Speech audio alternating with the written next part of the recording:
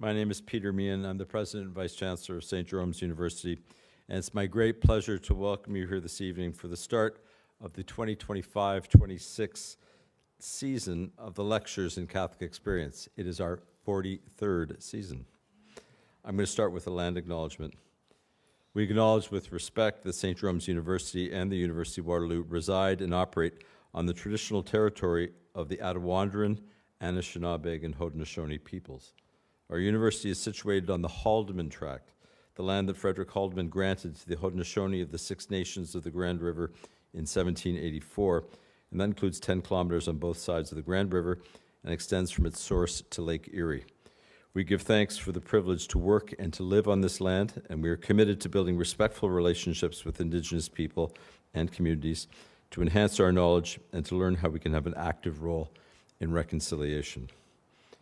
As I said, this is our 43rd season, and since 1982, St. Jerome's University has offered lectures in Catholic experience to our local community, providing opportunities for us to engage with the critical issues of our time. We've invited scholars, activists, experts, and religious leaders to address subjects including religion and politics, spirituality, ecological responsibility, religious pluralism, ecumenism, interfaith dialogue, religion and the media, among others. A little about our guest this evening. Colleen Dulle is a multimedia correspondent who covers and analyzes Catholic and Vatican news at America Media, where she hosts and produces the weekly podcast Inside the Vatican. I know many of you listen to that podcast. I've talked to several of you about that this evening. She served as an ABC News correspondent during the 2025 conclave and has commented on Vatican news for MSNBC, the BBC, and CBC, among others. Colleen is a native of St. Louis, Missouri, and a graduate of Loyola University, New Orleans, where we get our Vice President Academic and Dean, Carol Ann McGregor. She continues to live in New Orleans with her husband and her dog and her 2-year-old son. Colleen's work has earned regional and national accolades from the Catholic Press Association, the Society of Professional Journalists, and the Louisiana-Mississippi Associated Press Media Editors. And she was 3 times named the Catholic Media Association Multimedia Journalist of the Year. This evening, she will deliver the Michael W. Higgins Lecture, and we are grateful to have former President Emeritus of St. Jerome's University, Michael Higgins, and his wife, Christina, with us this evening. Michael, welcome. And the lecture is, the series named after Michael is on religion and media. Tonight, Colleen is going to be drawing from her new book, Struck Down, Not Destroyed, which was released on August 12th of this year by Penguin Random House. The theme of this year's series is Living the Mission in the Margins. And in this lecture, we will learn both more about the people at the margins of society that Dulle often writes about as a journalist, focused on contemporary Catholic life. We will also hear her very personal notes in the margins as she reflects on what reporting on the difficult stories about the institutional church have done to her personal faith. Please join me in welcoming Colleen Dulle.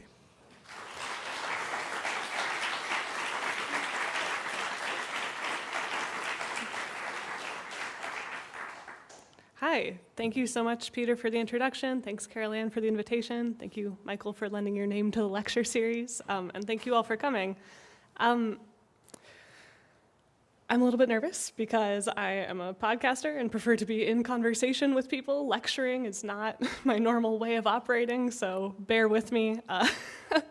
But this is a series called Lectures in Catholic Experience. And this book that I've just written that's for sale in the back is about my own pretty unique Catholic experience as a Catholic who's still got this hard-won faith, determined to stay in the church, but at the same time, I'm a Vatican reporter. I have an up-close view of all of the kind of ugly stuff in the Catholic Church.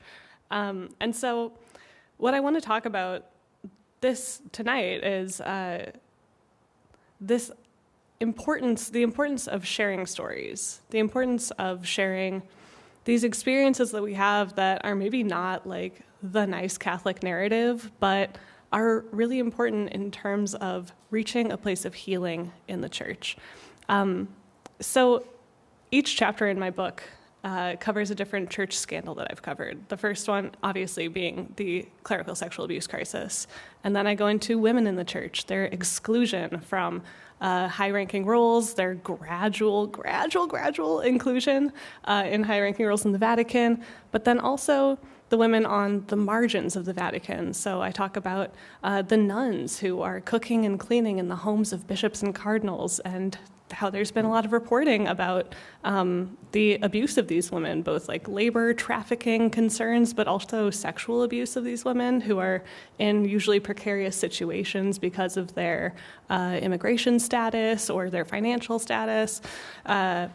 So every single chapter I go through what the headline was, and then I talk about some of the root causes. And then I also weave in the story of how I personally grappled with my own Catholic faith and identity while I was covering that story, because some of these things have pushed me pretty far away, and I've kind of had to claw my way back to the church. A lot of people have asked me why I would write such a book as a reporter, because a lot of times reporters are advised to keep ourselves out of the story. And I do believe that there's value in that. I'm certainly not making myself the subject of everything I write. But the reason I wanted to write this book was to help people feel less alone. I talked to so many people in my career and in my personal life who see headlines about the Catholic Church, and they are puzzled by what they see, they are upset by what they see, and they question what it means for their relationship with the institution. And sometimes that also means they're questioning what it means for their relationship with God. And so I wanted to just offer a message to people that, if you feel that way, if you're wrestling with that, you're not alone. It's a good thing to wrestle with it. And I think that there's actually some power in us sitting together and telling our stories so that we can move forward to a space of healing together. So tonight I'm going to talk about, first, the crisis of credibility that the Catholic Church finds itself in as a result of a lot of this abuse that I've already mentioned. There are 4 more chapters that I didn't mention. And then we'll talk about the power of listening, the power of sharing stories. And finally, we'll talk about how we move from that space of sharing stories, of listening to one another, to taking action. Where do we go from here? And that has a lot to do with synodality, this process that Pope Francis inaugurated of us gathering for communal discernment and trying to figure out what's next. And I am going to set a little timer for myself just to make sure I don't talk for too long. Sorry, I meant to do that when I came up.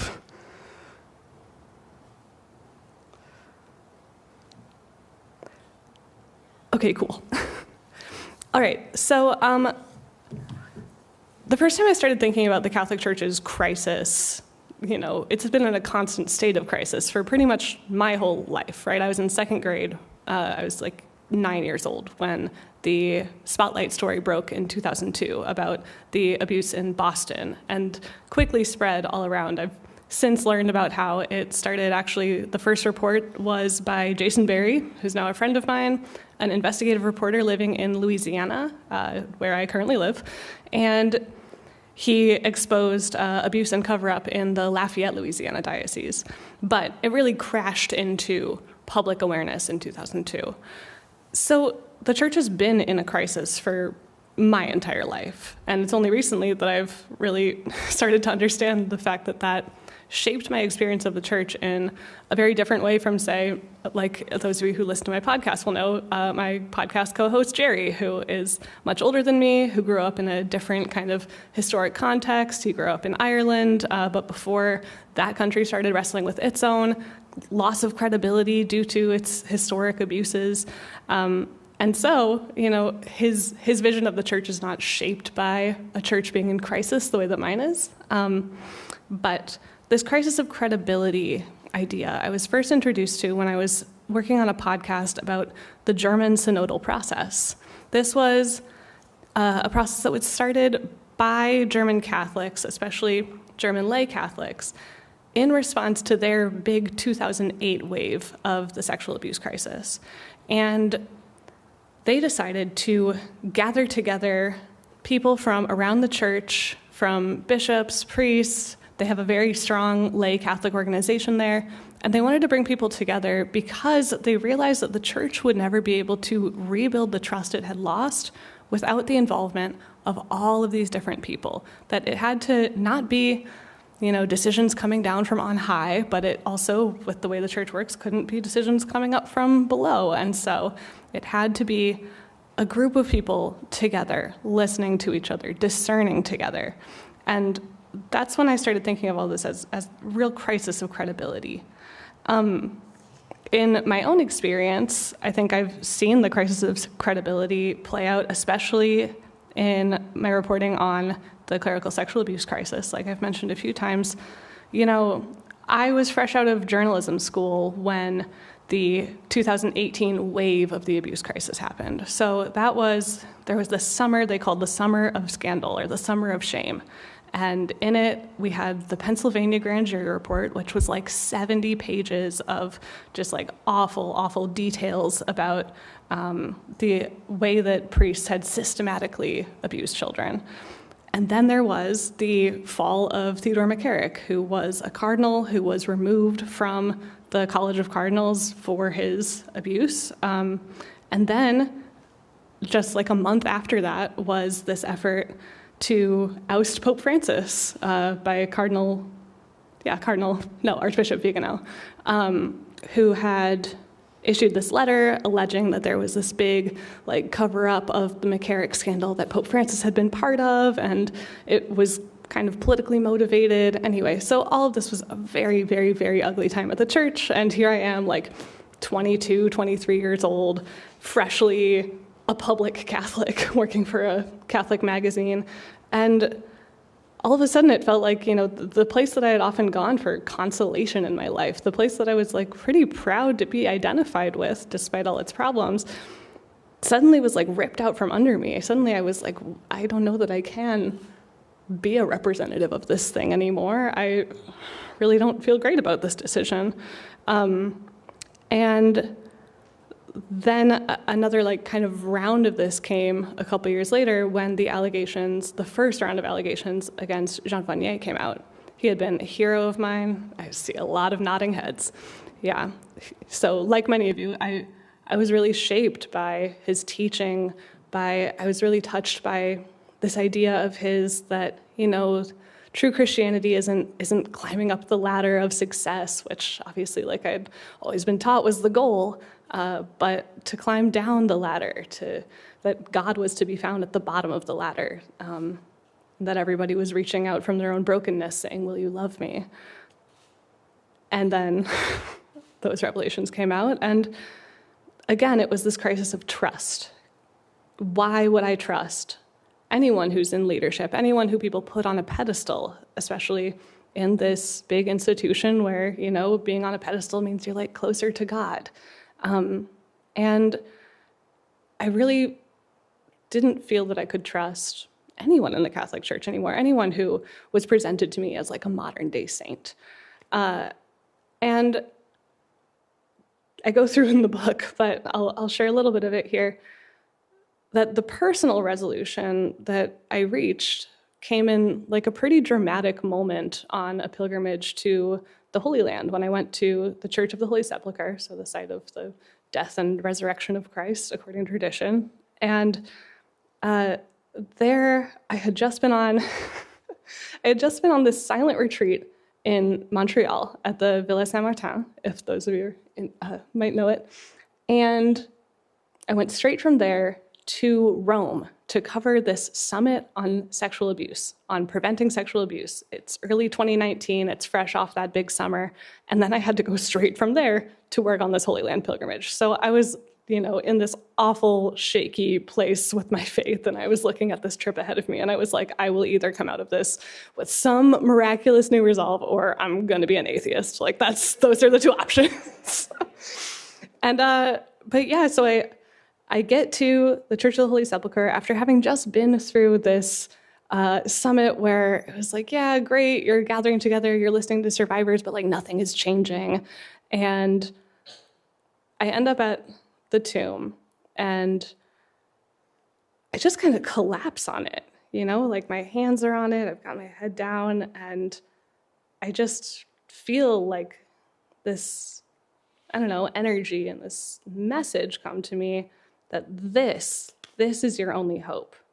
And I remember a moment in the summer of scandal, when I was in Mass. It was like the only time I felt any comfort that summer going into a church, when the readings were, woe to you shepherds who scatter and destroy the sheep of my flock. And it was like, yes, exactly.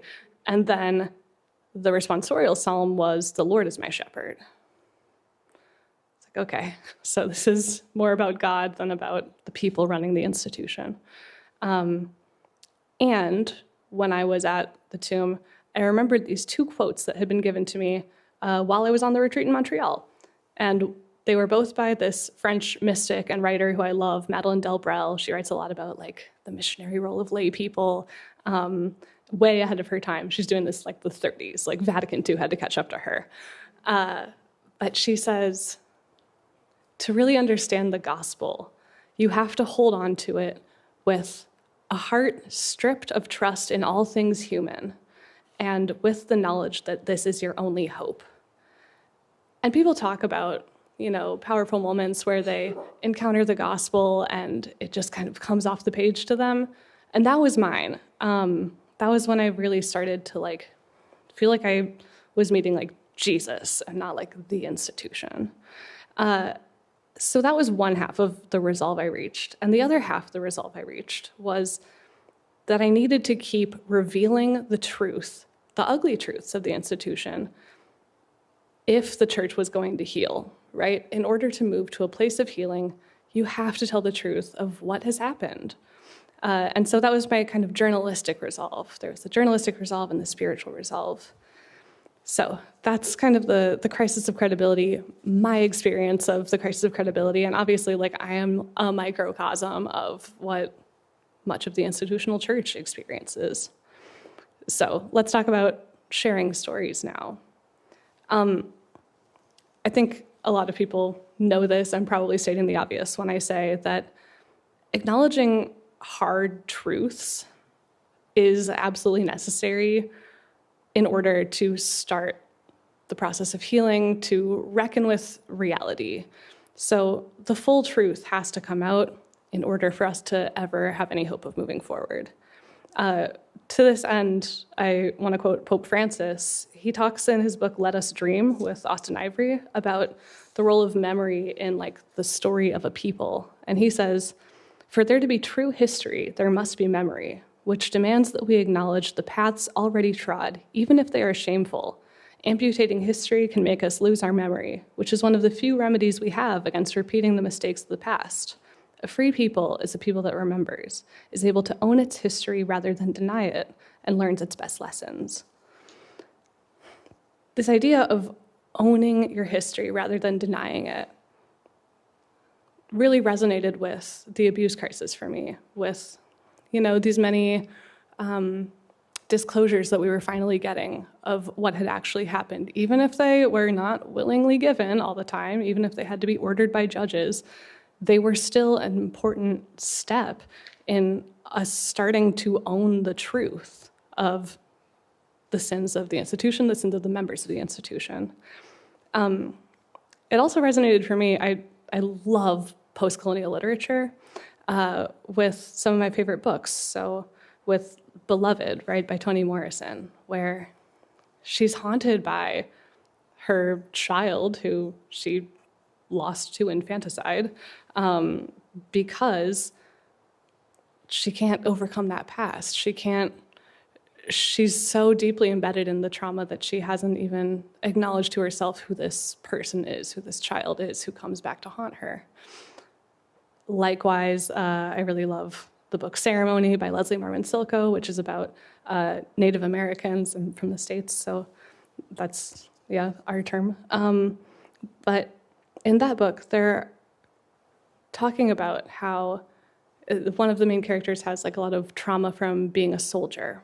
And he has to acknowledge what has actually happened, acknowledge the way that he's always felt out of place in his community, in order to start reconciling his like dual identities. So all that to say, I mean, I'm not saying anything you don't already know, right? This is obviously a very important topic here in Canada with the First Nations, with the work towards memory and history and reconciliation. You all know this already, that we have to acknowledge the past, we have to accept the full truth in order to get to a place where we can begin to reconcile. And it's an ongoing process, right? It's not like an easy step-by-step thing. That's another point I want to make about that, is that this isn't something that just happens in structured settings. So the real gift and the real powerful thing that I'm talking about here is that, you know, we have to listen to one another. We have to listen to each other's stories. We have to be willing to share our own, which involves a lot of vulnerability.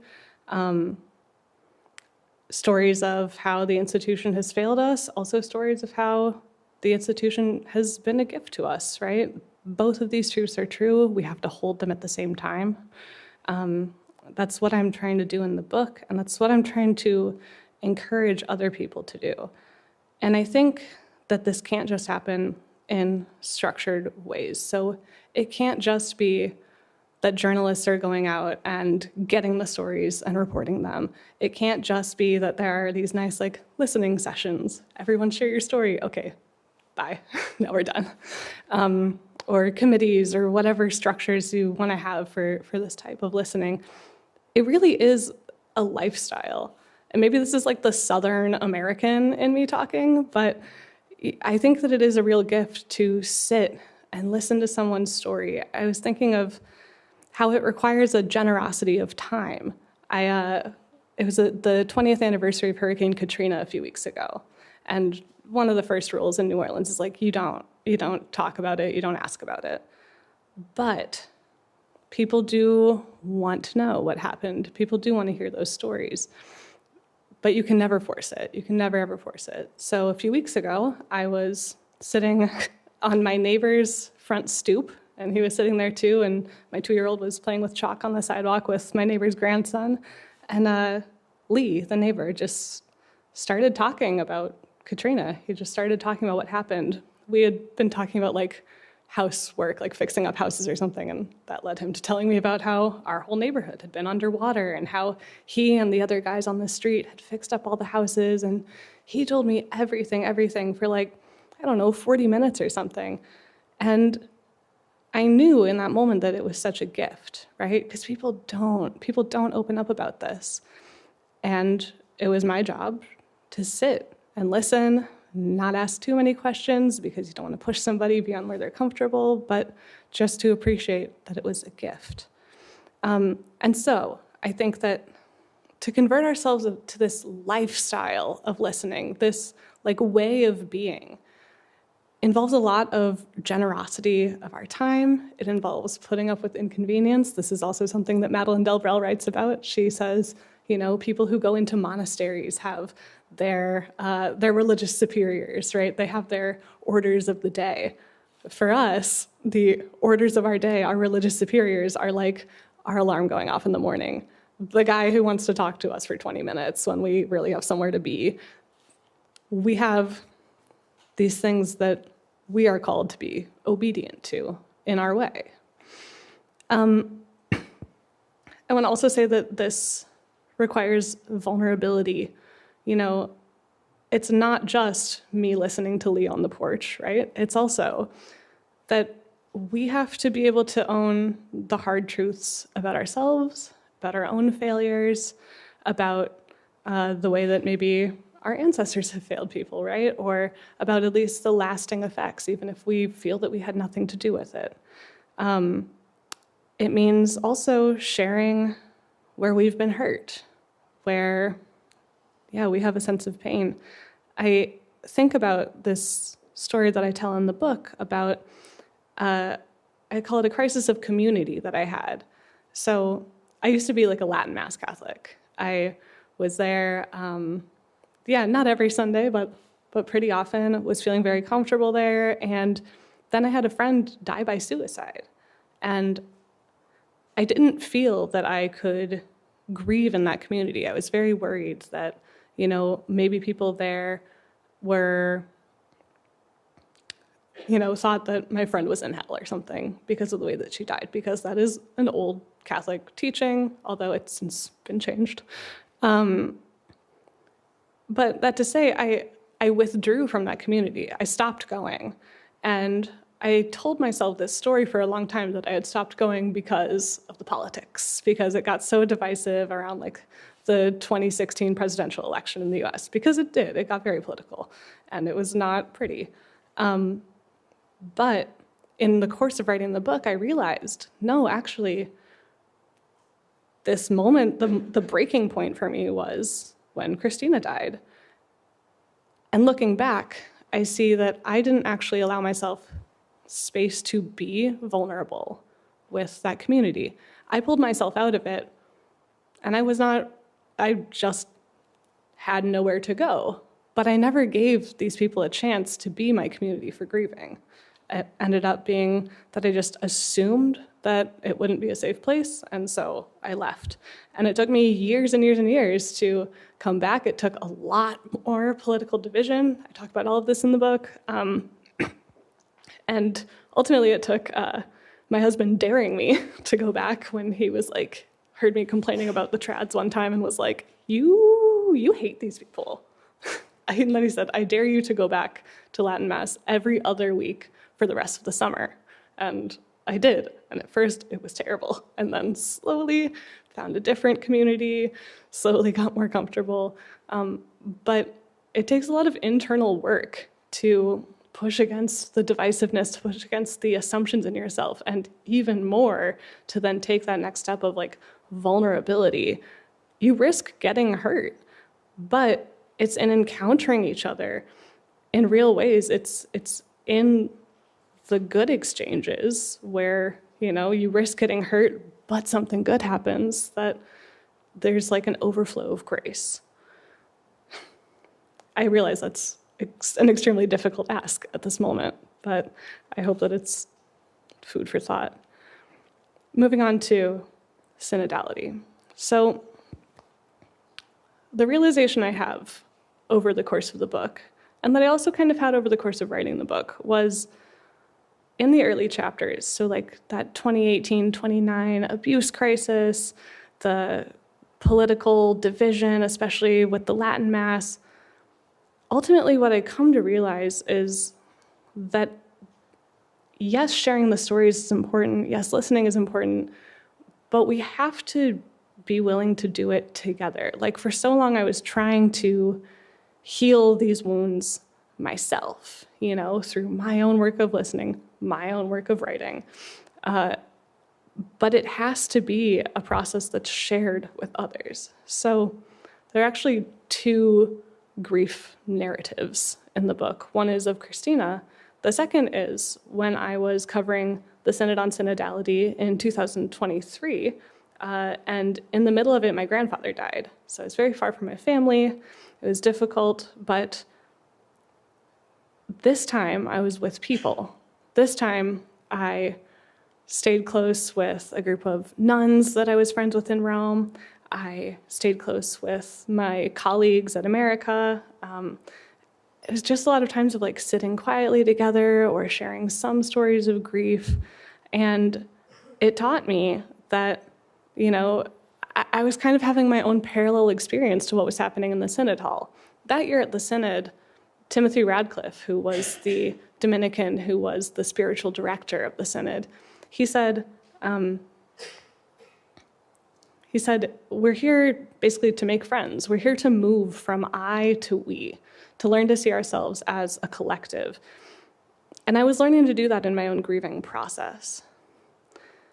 So the question is, if we accept that this listening is kind of a way of life, is a process that we have to undertake together, how do we then move forward? How do we get a place where we're not just, like trauma dumping or, just sharing stories, to actually being able to heal, to reconcile, to say, okay, what's next? I think some clues come from actually very near here in Guelph, where they developed what they called the Canadian method. So this is basically after Vatican II, there was this effort, especially by the Jesuits over in Guelph, to develop a way to do Ignatian discernment, which we know is so the Ignatian spiritual exercises are a series of exercises designed to help a man decide if he wants to be a Jesuit, basically. And over time, it's been adapted so that regular folks can do it too, and that doesn't necessarily have to be the decision that you're making, but it was always a very intensely personal experience, one-to-one, you and God.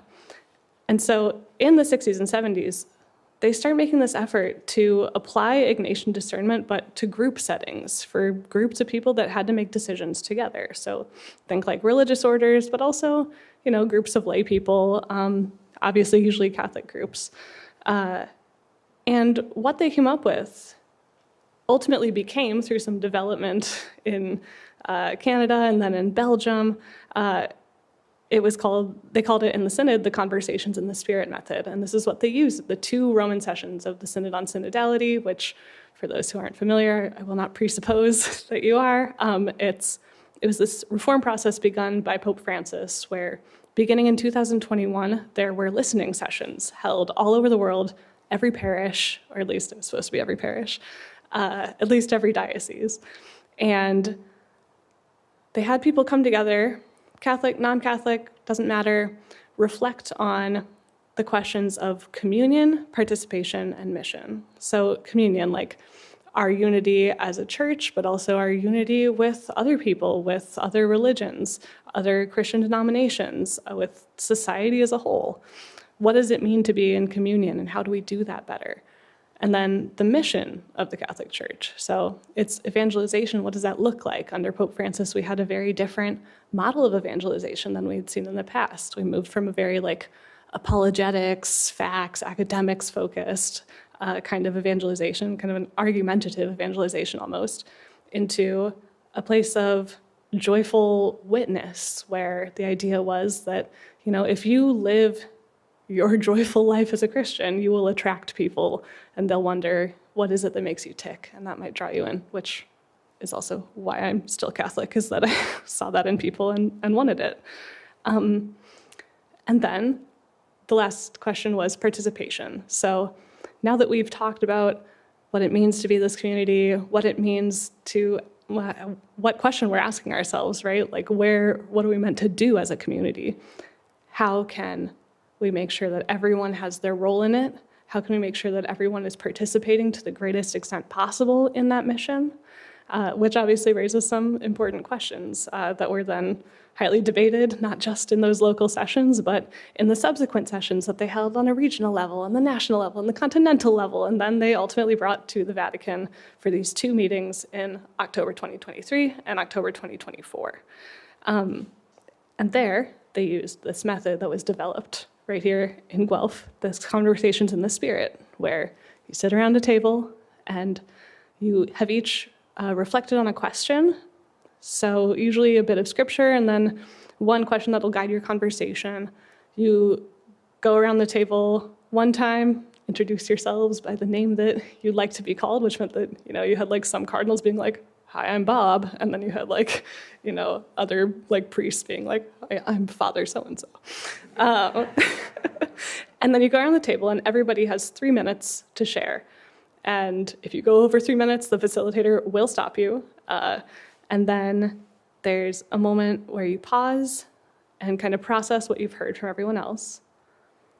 Then the second round is not responding to what other people have said, but it's reflecting on what emerged in common and where you saw there be divergences, or where there was an awakening of something in you. You go around that time, you sit, you pray again. And then the third time, you go back, and this time you've all shared what you think is coming out of the conversation, and in that third round, you're trying to put together what are the convergences, what are the divergences, what are the proposals that we have, and what are the remaining questions that we think we need to look into further.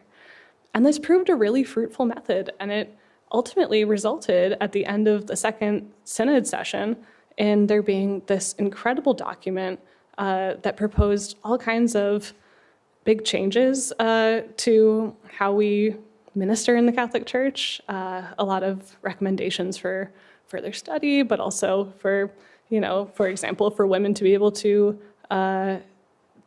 for women to take on all of the roles that are currently allowed to them in canon law, and then for study of other ministries to continue, that kind of thing. And that was ultimately adopted into Pope Francis's ordinary magisterium, which is really significant. But that's to say, here's one method of how we can go from sharing our stories, which is a lot of that first process, first part of the process, to then moving forward, saying what happens next. And people ask through this process, like, what is the destination? And I wanted to read another quote from Pope Francis from the same book, Let Us Dream, which was his COVID message to the world. And he talks about overflow. So he describes what's supposed to happen in conversations in the Spirit, what's supposed to happen in synodality and discernment together as overflow. And he says, I describe these new possibilities as overflow because they often burst the banks of our thinking. Overflow happens when we humbly set before God the challenge we face and ask for help. We call this discernment of spirits because it involves learning what is of God and what is seeking to frustrate his will. To enter into discernment is to resist the urge to seek the apparent relief of an immediate decision and instead be willing to hold different options before the Lord, waiting on that overflow. You consider reasons for and against, knowing Jesus is with you and for you. You feel inside yourself the gentle pull of the Spirit and its opposite. And over time, in prayer and patience, in dialogue with others, you reach a solution, which is not a compromise, but something else altogether. I think people get a little bit worried or confused about where this all is going, so I wanted to point to that because I think it often goes overlooked as, how this is meant to work. So, that was only 30 minutes. I'm terrible at this. So just to recap, there's a crisis of credibility in the Catholic Church. It is a result of a lot of different crises, sins of individuals, of institutions, of systems that are set up wrongly. I'm glad to answer questions about a lot of those because that is my main work. And I go into a lot more depth about them in the book, about my analyses of the root causes and that kind of thing. But I've come to learn through my reporting, through my writing the book, that sharing our stories of how we've been hurt by the institution, of what the actual truth is of what's happening, whether that's in our reporting, in my reporting, or just our personal experiences, or listening to others' personal experiences charitably and patiently and generously, that is a way to start getting everyone involved so that we can all help rebuild a sense of trust, of credibility in this institution, because ultimately it is made up of people. I think it used to seem really amorphous to me. I'd go and I'd see the Vatican when I go to Rome for my reporting, and it's just like this big stone facade. But as I've become a Vatican reporter and spent a lot more time there, I now know it as an institution that's made up of individuals, some of whom are amazing people, some of whom are not so amazing people, some of whom are just there to do their job that pays the rent, some people who are really, really passionate and have given up a lot to do this job. It's not just a monolith, it's not just a stone, it's all of us. It's people, and people with stories that we can share with and listen to and discern with. It doesn't have to be in the Conversations in the Spirit method. I think the thing that I want to advise people to have is an attitude of listening and dialoguing with a goal towards reaching that overflow. I've seen it happen. I saw synod skeptics go into the synod in 2023 especially and come out at the end of 2024 and be totally brought around to the idea, because that interpersonal interaction, which we get less and less of in our society, it's how we encounter Christ in each other, right? It's that face-to-face interaction, and those dialogues can help open up new ways of thinking. They can spark us, Pope Francis says, spark us to go out in the service of others, to just call up some organization and say, I don't know what you do, but maybe I can help. Or to, reach resolutions communally. Now, admittedly, this is a vision of synodality that's very rooted in Jesuit spirituality. Pope Francis was a Jesuit. Now we have an Augustinian pope. So as we move into this next phase, what I'm really looking forward to is learning what synodality looks like with an Augustinian flavor. The Augustinians are really informed by this idea that we're all on a search for the truth together. Obviously as a reporter, but also as like a spiritual searcher, that's something that really resonates with me. So those are some of my thoughts. I would like to open it up for Q&A now. Yeah.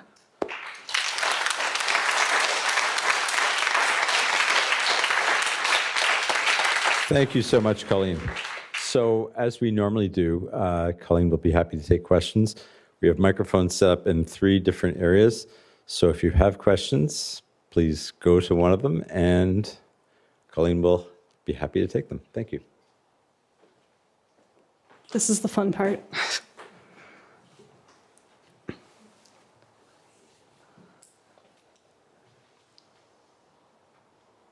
Thank you so much, Colleen. I was interested to hear some of your experience. I was here a few months ago at St. Jerome's for a really great gathering of a group called Concerned Lay Catholics in Canada. And there was a really interesting dialogue with one of the bishops and theologian Catherine Clifford and some other people, probably some people in the room were here, and about synodality and about the local face of it. And someone asked a question, someone stood up and said, I really support this. I see, and this is my paraphrase, so apologies if anyone has a different memory on this, but somebody with expertise in spiritual direction and psychotherapy, and said, but like people are really, really wounded. Yeah. Right? And this person said, what mechanisms are happening in the church, or what sorts of things are out there that even people could share they've seen when this goes off the rails. Because surely, if people are really trying to speak honestly, and even if they're trying to speak sensitively, like we're talking about, really difficult things, right? Mm-hmm. So I would just love to hear someone who's had such a, bird's eye view of these things as you have, and also in your work, even with your colleagues at America. I would love to hear any of your thoughts about troubleshooting when things don't go well.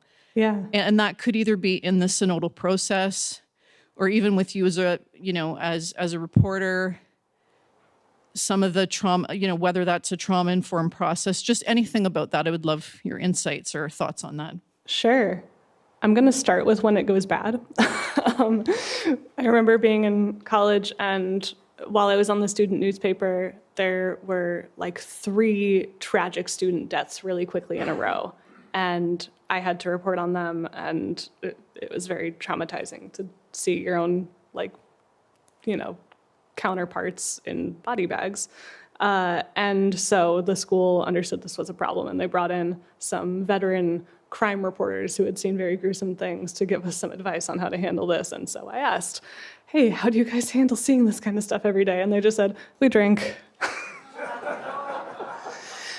And so I have had to, go through my own process of finding my ways of dealing with it, which did include a lot of alcohol for a number of years.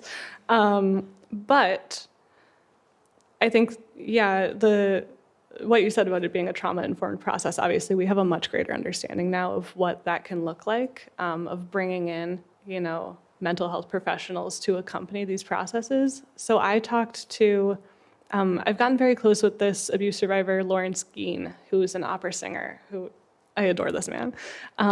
But he was talking about a project that he's trying to start where he would bring survivors to spaces where there's art, so like museums or to a play or whatever, to interact with it and ultimately try to find some healing in the artwork the way that he has done through his music. And that would involve like dialogues with one another. And he said, like right off the bat, this thing is still in the ideas phase, but he was like, it needs to have mental health professionals who are there, obviously, because people will be triggered if they're digging into these dark things.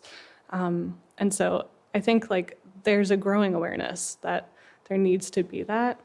I haven't heard of it being applied in like synodal dialogue or synodal like circle settings. I do think that there are some really, really gifted facilitators. I think Kathy Clifford is maybe one of them, who are able to like guide a conversation in a way that will be mentally healthy for people to share their stories, but also, you know, to control any pushback they might get or anything like that. But that's not the same as, right, having somebody there who is a counselor or anything like that. So I don't know, I think you've pointed to something that's a really important like lacuna right now. And I think that, yeah, it would be like a great thing to have that available. And then the natural next question is, how do you still make it so that the conversation can go on? Like maybe people have to take a step back, but like if the conversation is not itself re-traumatizing, which obviously then, you know, it probably needs to stop, how do you continue to let it like hopefully lead to that place of genuine dialogue and ultimately of overflow? So I don't know, that's a couple of like just the things that I've seen, but I do think that you've got your finger on something really important there.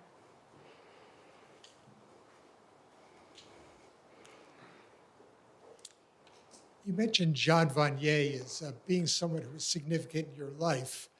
And we then learned that he was significantly flawed. Yeah. In kind of a way, all of his writings and thoughts end up tarnished with the same judgment as to how he conducted his life. So my question is how do we deal with denying everything that he wrote as being, or I should say, not denying, but saying that everything that he wrote must be flawed because he was flawed? Mm-hmm. And then how do we deal with the flaws of our heroes? Yeah, so this is actually the topic that I take up in 2 chapters of the book. One is called When Heroes Fall, and it's entirely about Jean Vanier. And then the other one is called Making Saints, but the S in Saints is a $, because it's about the money that goes into the process of canonizing saints. And I think if I were to like put the conclusion of both of them together, it's that one, we need a more complex understanding of holiness. We need an understanding of holiness that allows for people's sins. And that's, like, stay with me. I'm not saying, you know, that we need to put Jean Vanier on a pedestal at all. This Making Saints chapter is more about Dorothy Day. So I know a lot of people who knew her, who knew all of her very human flaws, you know, who lived with her and were like, she was really tough to live with. Like, she had a temper. And so it's like, it's not this like holy card image of like a nice, pious lady, right? It's like a real living, breathing human being. Well, so was every saint, right? Like, I don't care if it's, you know, Teresa of Lisieux or whoever. Like, no one was a perfect angel all the time. And so I think we need an image of holiness that allows us to be honest about a person's life, a person's history. I know this comes up with like Junipero Serra, or I've dealt with it since I was educated and still work with the Religious of the Sacred Heart about one of their saints, Philippine Duchesne, who founded the school I went to. It was revealed that she was a slaveholder. So what do we do with that? When you're a little kid, she's put up on a pedestal. Oh, St. Philippine, she's like perfect. But perfect isn't actually what being a saint means. It means that you're in heaven, right? And ultimately, like, yeah, there's canonization that we take as our process of affirming that someone is in heaven, and we can talk about miracles that are needed to verify that.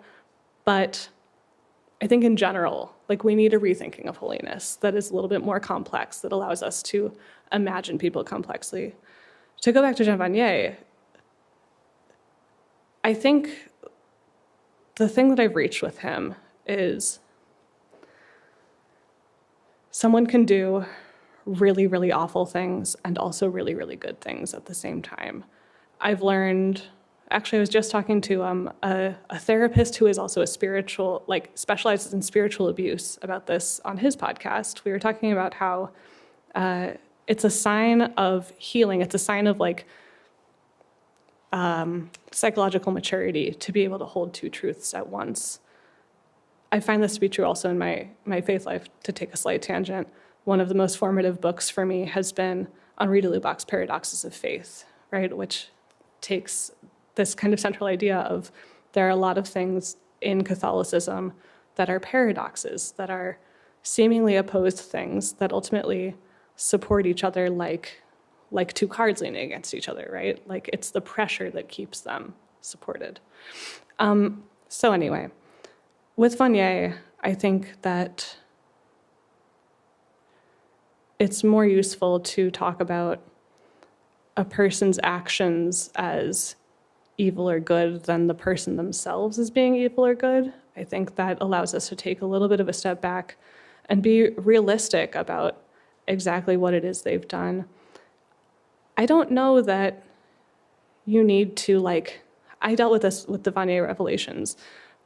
You know, this idea that I had to, like, pull all of his ideas out of my head, you know, that, like, somehow all of them were tarnished. No, there still was some good. Some of the good things were also echoed by a lot of other people, right? Like, St. Francis of Assisi was climbing down the ladder way before Jean Vanier was. So no, like, I don't go back and read his books anymore. I don't have a picture of him on my desk anymore. You know, the thought and memory of him is mostly a source of pain. At the same time, I take a lot of hope in the current reality of L'Arche, you know? And also, I was really struck by when the like 700-page report about him came out that was done by the independent third-party investigators.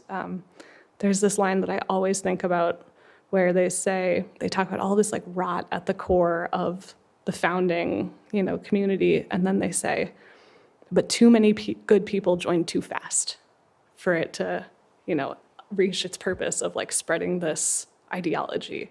Instead, it became a place that was just, like, filled with people who wanted to serve and live alongside and in community with people with developmental disabilities.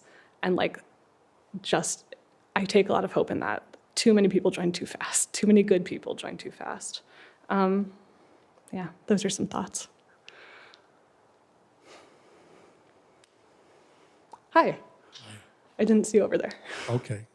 Assuming that through all these synodal processes and discussions and sharings, that the laity of the church develops a groundswell of ideas, suggestions for change, what is your current level of hopefulness and confidence that the institutional church is sufficiently open to really, accept and integrate some of these changes into its structure?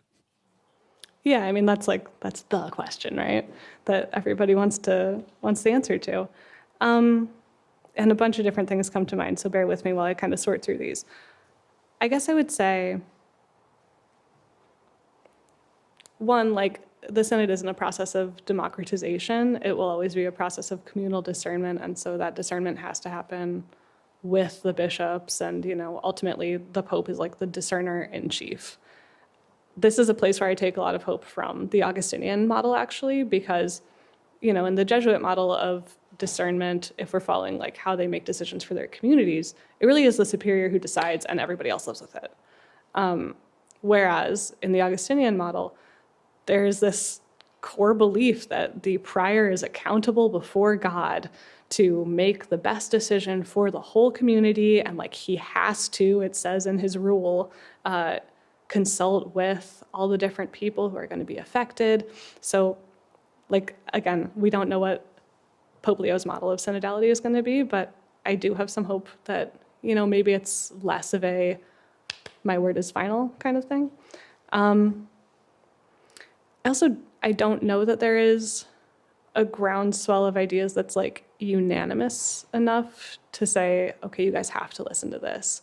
One thing that was nearly unanimous, though, that came out in every region of the world was this thing about women increasing their ministry, increasing the recognition that they get. And so, like, I think we saw that that was then adopted by the Synod and then adopted by the Pope in this final document.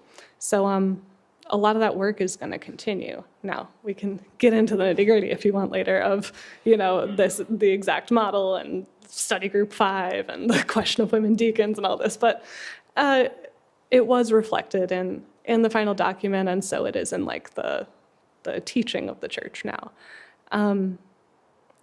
Then there's another portion of the Synod final document that I think is really important here, which is that bishops are beholden to it now.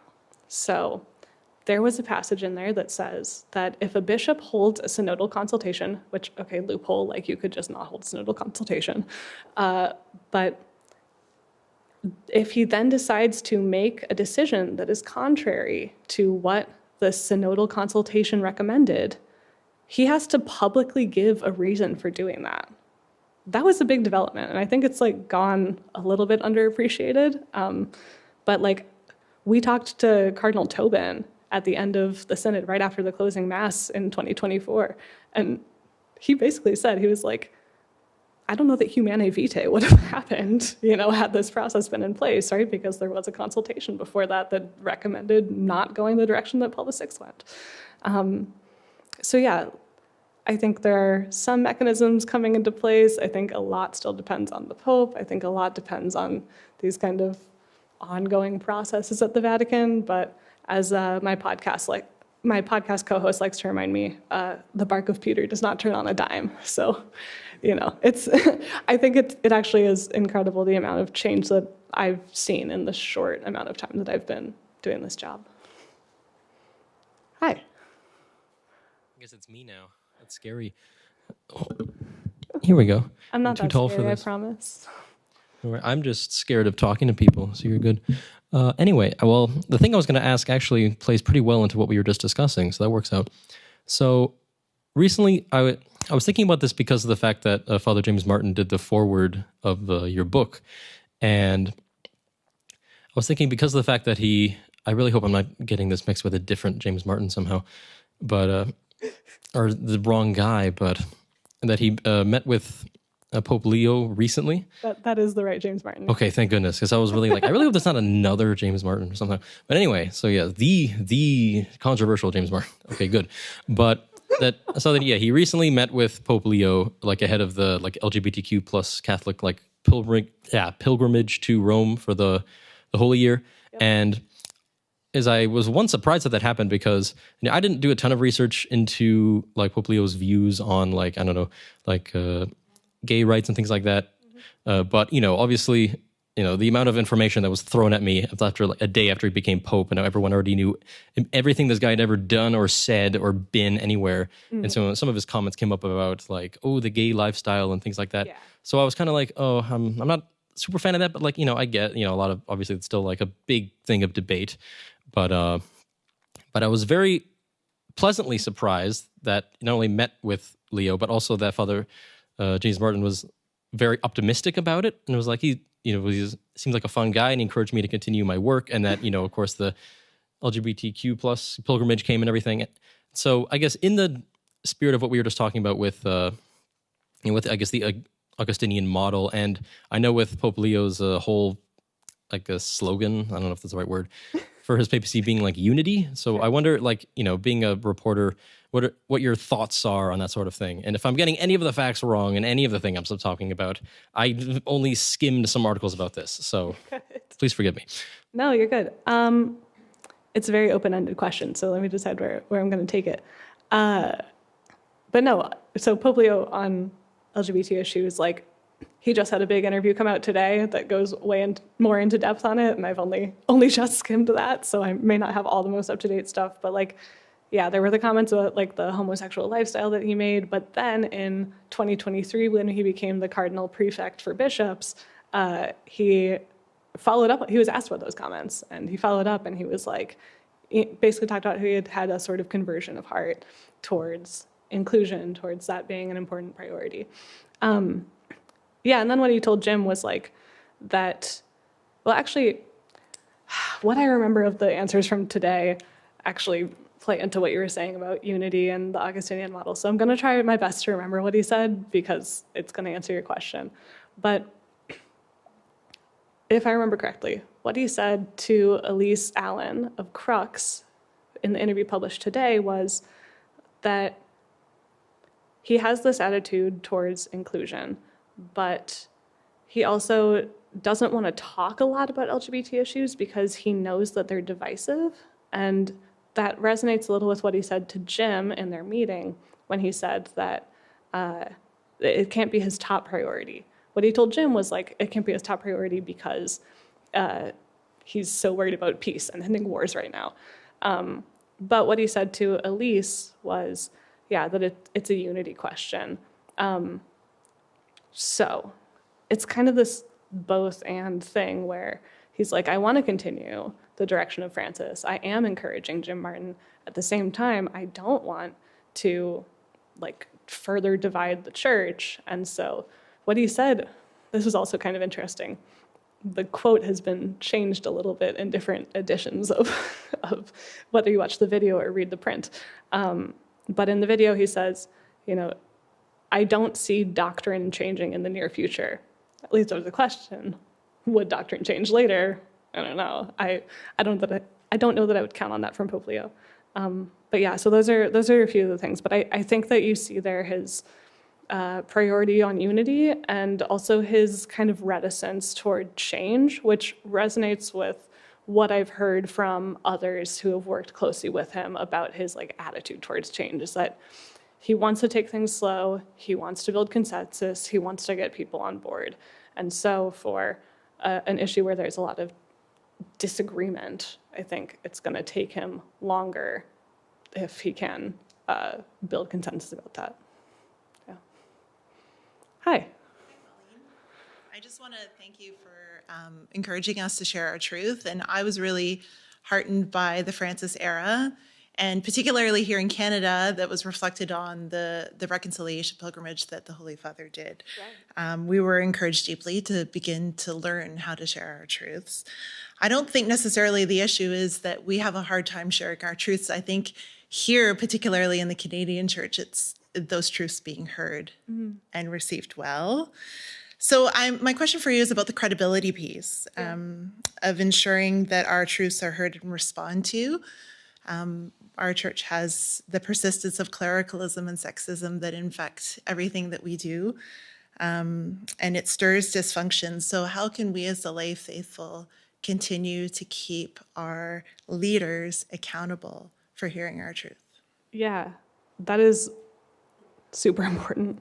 And I don't know if I have a good answer, to be totally honest with you. Like, the way that the church is set up makes it difficult for lay people to be able to hold bishops to account. We see it kind of happen in a hodgepodge way, but ultimately, like, people get ignored a lot. I think a lot of it's on the bishops. I think, you know, the bishops need to be prioritizing listening. I think a number of them came around to that during the synod, but also, like, you can feel good about that idea when you're in that room, when you've been doing all this listening that's been set up for you and your calendar is cleared for it. And it's a different thing when you get back to the diocese and like things are on fire. I think that the one thing that I said about like that part of the final document that says, you know, bishops have to publicly state if they're going to go against what their people say, I think that is at least like a chance where lay Catholics can take that document and say, like, no, you have to do this. But I understand that, like, that's not always realistic. I remember when Jim first wrote his book on LGBT Catholics, and, like, very soon after was called into this LGBT group in a parish in New York. And they were like, Jim, it's great that you say all this, that we need to treat each other with respect and compassion and dialogue and stuff. But if the bishop won't come to the table, like, we can't call him up the way that you can as a priest. I don't have a good answer. I'll just be totally real with you. I think that there are some bishops who are learning to, like, set aside space for that kind of listening. I cling really hard to hope that they will then convince others to get on board with that. I think Bishop Flores down in the US and Texas is trying to do a lot of that, trying to get his brother bishops on board with synodality and with this kind of listening and consultation. But yeah, I think we're sort of working against the system here, and I don't know exactly how that can change, except with just, like, bishops changing their hearts. That was maybe not the most hopeful answer. Sorry, guys.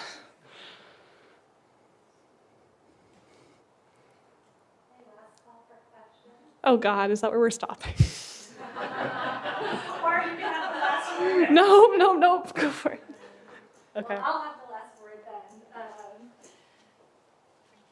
Colleen, I know you started by saying you're not a lecturer, but as a person who hires academic lecturers, I'd hire you in a heartbeat. This was a wonderful, wonderful lecture.